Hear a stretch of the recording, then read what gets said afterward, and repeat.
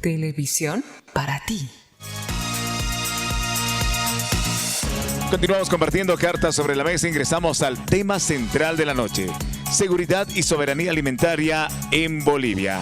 Y para el análisis del tema se encuentra presente el ingeniero Hugo Bosque, director del Instituto de Desarrollo Regional. Reiteramos: seguridad y soberanía alimentaria en Bolivia. Adelante, Omar Gómez. Muchas gracias, Henry. Ya está con nosotros el ingeniero Hugo Bosque, así es que vamos a aprovechar nuestro tiempo. A ver, ingeniero, ¿cuál es la diferencia entre seguridad y soberanía alimentaria? ¿O qué es cada una de ellas y cuál es su diferencia? Muy buenas noches primero, saludarte a ti, Omar, y obviamente a los amigos televidentes, ¿no?, del Canal 13. Es un tema muy importante el tema de la seguridad alimentaria, ¿no?, porque el concepto de seguridad alimentaria ha sido desarrollado desde que en 1948 las Naciones Unidas ha declarado como un derecho humano el tema de la alimentación, sí, ¿no? Y a partir del 70, de la década del 70 al 80, al 90, se ha ido desarrollando diferentes términos en la conceptualización, ¿no? En la década del 70, por ejemplo, se ha dicho que la seguridad alimentaria se refiere a lo que es la accesibilidad, el acceso a los alimentos, ¿no? Después, en la década de los 80 al 90 se ha incluido lo que es, primero es la disponibilidad de los alimentos, ¿no? Tiene que haber los alimentos disponibles. Después, el siguiente concepto es el acceso, ¿no? El acceso físico y económico, ¿no? Los alimentos ahí, pero si no tengo dinero, no puedo acceder, ¿cierto? Entonces, eso es el otro término. Después se ha desarrollado lo que se llama la calidad de los alimentos, ¿no? La calidad, el término de la calidad de los alimentos que consumimos. Hoy en día, por ejemplo, nosotros, o sea, un ejemplo, en el país más consumimos carbohidratos, ¿no? Sí. En el altiplano, por ejemplo, papa, chuño, arroz, etcétera. Es cotidiano ¿cómo se dice? El fideo. En las tierras bajas la gente está acostumbrada también al arroz, a la yuca, al plátano, al famoso puti que decimos, ¿no?, a la gualusa, etc. Esa es la dieta principal, pero no tiene calidad, es más carbohidratos, ¿no es cierto? Finalmente se ha incluido lo que es la inocuidad, ¿no? La inocuidad de los alimentos, porque tiene que estar libre de algún problema sanitario, ¿no? Entonces, esos 4 elementos son los que contienen lo que es el concepto de seguridad alimentaria, ¿ya? Ahora, la inseguridad es lo contrario, ¿no es cierto? O sea, claro, porque definitivamente el tema de la inseguridad alimentaria es que un pueblo, un país, una persona tiene que tener libertad de decidir qué va a consumir, ¿ya? Y también esto está en el aspecto cultural, ¿no? Por ejemplo, la inseguridad se refiere cuando a mí me pueden privar de algún alimento, no tengo suficiente disponible en los alimentos, y también los otros componentes de la inseguridad alimentaria también son las condiciones socioeconómicas, las condiciones medioambientales, ¿no? Porque mucha gente, por ejemplo, en la parte socioeconómica, por ejemplo, mucha gente no tiene acceso a la tierra para producir sus alimentos, no produce la suficiente cantidad, ¿no es cierto? O también los riesgos ambientales. En estos últimos años, ¿qué se está acentuando más? La sequía, las sequías. En el altiplano las heladas se acentúan, en las tierras bajas el tema de las sequías, con estos incendios, el cambio climático es fundamental en el problema de la inseguridad alimentaria, ¿no? Y obviamente dentro de la inseguridad, por ejemplo, en algún momento tenemos sobreproducción de alimentos o ¿cómo se dice? El dumping, que se llama, ¿no?, en términos técnicos. Por ejemplo, en Bolivia tenemos ese problema, ¿no? En algún momento hay demasiada producción de papa, en estos meses, por ejemplo, ¿no? Pero hay déficit en los meses de agosto, septiembre, octubre, noviembre, ¿sí?, donde bajan la oferta y suben los precios. Lo mismo ocurre cuando en la producción de hortalizas en el país. Hay un momento en que yo me acuerdo que en los municipios de Tarija y Chuquisaca mucha gente dejaba incluso de cosechar la cebolla porque el precio estaba demasiado bajo en el mercado, porque el costo de cosechar solamente incrementaba su costo de producción, por lo tanto, no recuperaba ni el costo de producción. Entonces, y eso lo que dejarlo. incluye de afuera, etcétera, ¿no?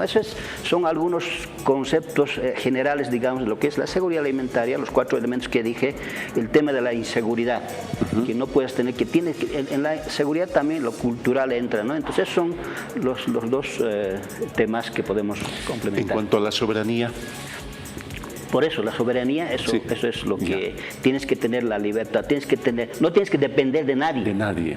¿Ya? Eso es la soberanía. Ya. Entonces, la soberanía alimentaria se refiere a que no tengo que depender. En este momento, por ejemplo, no tenemos soberanía en el caso del trigo. ¿No ves? No, Claro. nosotros producimos una dependemos cantidad y dependemos en de este otra. momento de la Argentina. Sí. De toda la importación del trigo que viene de la Argentina, perdón, el 95% del trigo viene de la Argentina. 95%. De las importaciones que tenemos, ¿no? Claro. No todo el trigo, porque teníamos mucha esperanza en el Programa Nacional de Trigo, que ha invertido más de 700 millones, ¿no? el gobierno central desde 2016. En un momento hemos llegado a cubrir el 42% de la demanda nacional del trigo, por ejemplo. Ya. ¿No? En este momento ha bajado, ¿no? Creo que está 30 o 32% de cobertura con la producción nacional. Entonces no tenemos soberanía con el tema del trigo porque dependemos de las... Pues, claro, obviamente tenemos, ¿no? Pero, tenemos seguridad, pero no tenemos soberanía. Sí, eso, así es. Ahora, a propósito del tema, ¿y por qué queremos abordar este tema? Porque en el último tiempo y producto de la guerra, el mercado internacional ha comenzado a mostrar unas tendencias fuertes crecientes de precios y fundamentadas en que las regiones que están en conflicto son productoras fundamentales de grano. Sí. En esa perspectiva se ha comenzado a generar factores de presión a los precios para que suban los precios. Y ahí nos hemos visto en los últimos días en particular unas intensas salidas públicas de productores porcinos, etcétera, etcétera, avícolas, señalando que existen severos problemas ya en el país de suministro de maíz. Entonces, ¿cómo estamos en el tema del maíz? De acuerdo a las estadísticas de producción de maíz, entre el 2021 y 2022 se ha producido más de 1.400.000 toneladas. Ya. ¿No? Y de acuerdo a la demanda de los productores, o sea, de los criadores, podríamos decir, porque es más para la alimentación animal, Sí. el maíz duro que decimos, el maíz amarillo. Sí. Porque el maíz amiláceo se produce en los valles interandinos. Entonces, la producción total es más o menos, de acuerdo a las estadísticas, 1.400.000 toneladas y algo más, ¿no? De acuerdo a la estadística 2021-22. Ya. Y los productores, los criadores de productores de animales han mencionado que necesitan 1.300.000 toneladas. Entonces ahora, de acuerdo al informe último que ha dado el gobierno, dice que tienen disponibilidad de 1.022.000 toneladas. Las estadísticas agropecuarias que dicen que han producido 1.500.000 toneladas de maíz. Obviamente ahí entra el maíz amiláceo, que es consumo humano. Humano, sí. Estamos hablando de unas 200.000 hasta 300.000 toneladas que consume las personas, ¿no? Entonces, ese es el cálculo matemático que hay que hacer. Entonces, en realidad no faltaría en este momento maíz para la alimentación de los animales en Bolivia. Esa es la situación estadística, ¿no? Aquí hay que hablar de lo que hablan los agropecuarios del Oriente particularmente, de utilizar biotecnología, y eso también a los amigos televidentes hay que aclarar, ¿no? Lamentablemente, en algún momento, aquí también en este canal y en otro medio hemos dicho, biotecnología es global. ¿Sí? Es un concepto muy grande, engloba todo. Por ejemplo, producir queso es biotecnología, producir una vacuna es biotecnología, ¿no? Producir yogur es biotecnología, producir vino, un whisky es biotecnología, porque se utilizan microorganismos, por ejemplo. Entonces ellos están hablando de utilizar organismos genéticamente modificados. ¿Sí?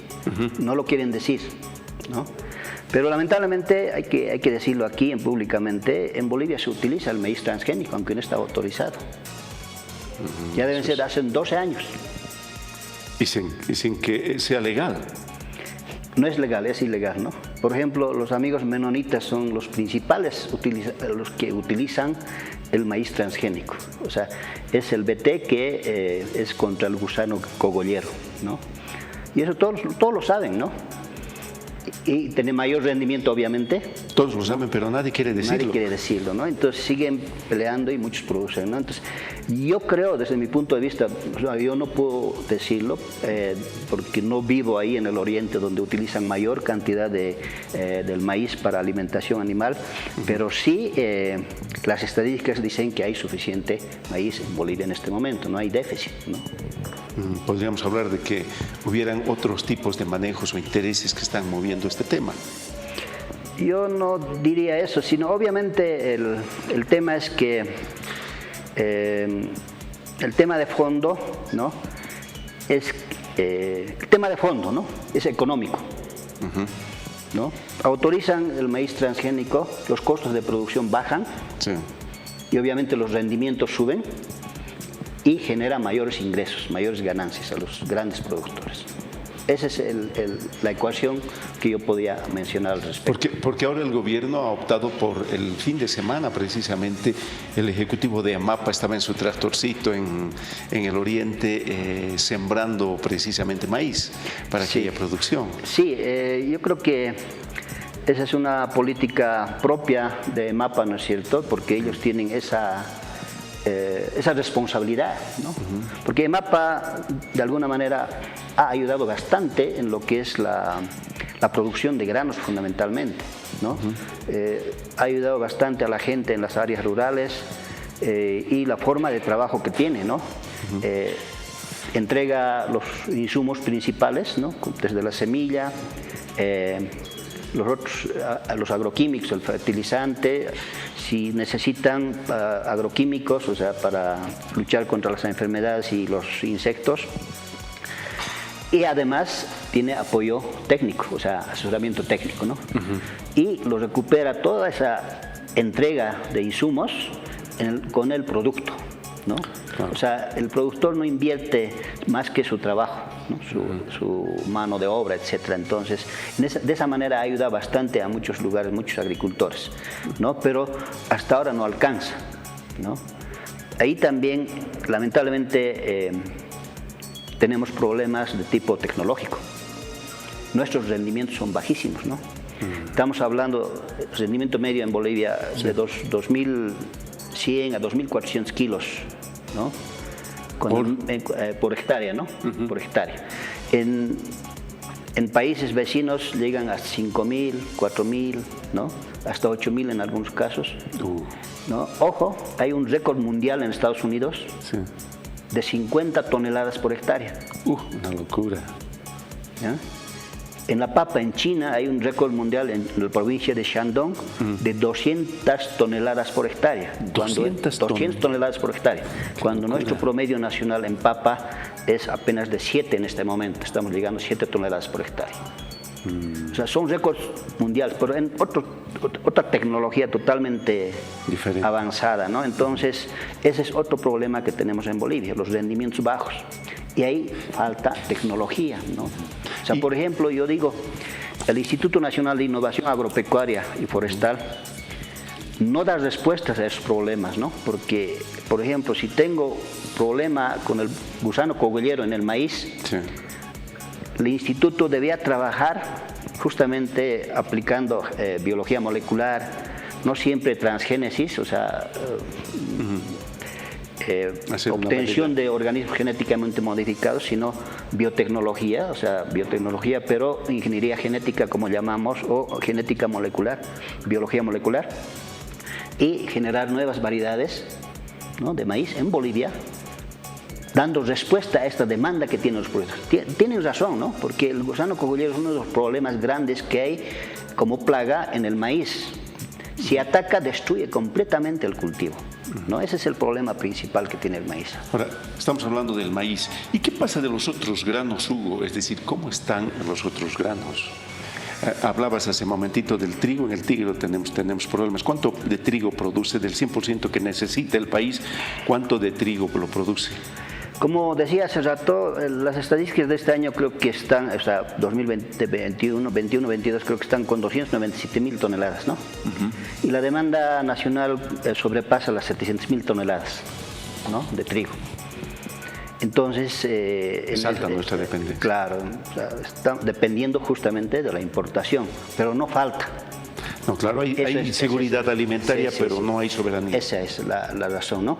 Ese es el tema. En arroz es el otro grano, o sea, hay que decir a la teleaudiencia que los 4 alimentos que producimos y que alimentan a la humanidad en el planeta, justamente en primer lugar está el trigo, en segundo lugar está el arroz, en tercer lugar el maíz y cuarto lugar la papa. Son los 4 cultivos que alimentan a la humanidad. ¿En los 4 somos? Sí, o sea, en papa somos autosuficientes. ¿Y por qué vemos que traemos papa del Perú, traemos papa de otros lugares? Por el precio, ¿no?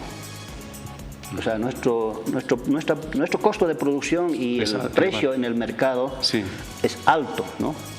En cambio, la papa que se produce en Perú, o sea, no es de la Solanum andigenum, es la Solanum tuberosum, que en términos técnicos llamamos, es la papa holandesa que comúnmente llamamos. Tiene alto contenido de agua, poca materia seca, o sea, pesa harto, rinde muy alto, ¿no? Y nuestras papas nativas rinden muy poco, pero son en calidad muy alta. Por eso mismo sus precios son relativamente altos. Entonces, la papa que se utiliza en la industria, como decimos, las papas fritas, todo eso, proviene del Perú en general. No hay papa que llega desde Canadá, por si acaso. Desde Canadá. La papa de alta calidad para frituras, ¿no? Entonces, en ese sentido entra, pero somos autosuficientes en papa, ¿no? Y decir también a los amigos televidentes que Bolivia en el mundo es el mayor consumidor de papa. Estamos hablando de 108 kilos. Cada persona consume en el país, o sea, per cápita, ¿no? Terrible. Son mayores consumidores de papa en el mundo. Impresionante lo que me dice. En arroz, la situación también. Estamos autosuficientes, o sea, no necesitamos importar, Está en balance el consumo per cápita. Si mal no recuerdo, el consumo per cápita está en 44 kilos. O sea, cada boliviano consumimos más o menos 44 kilos de arroz por año. Por año. Sí. En general, las dificultades para que no tengamos soberanía alimentaria, y con esto vamos cerrando, ¿a qué se deben? Muchos factores, ¿no? O sea, primero, el problema de la disminución de las tierras cultivables, poca productividad de los suelos. O sea, por ejemplo, si usted va a los valles, al altiplano, los rendimientos son bajísimos, ¿no? Sobre eso viene el problema del cambio climático, ¿ya? El acceso a la tierra de mucha gente en el oriente, por ejemplo, nosotros no vemos en las noticias. Hay muchas comunidades, muchas familias viven como esclavos, no tienen sus propias tierras, trabajan para el patrón, ¿no? Entonces esas familias no tienen seguridad alimentaria. La tecnología también. La tecnología tampoco tenemos.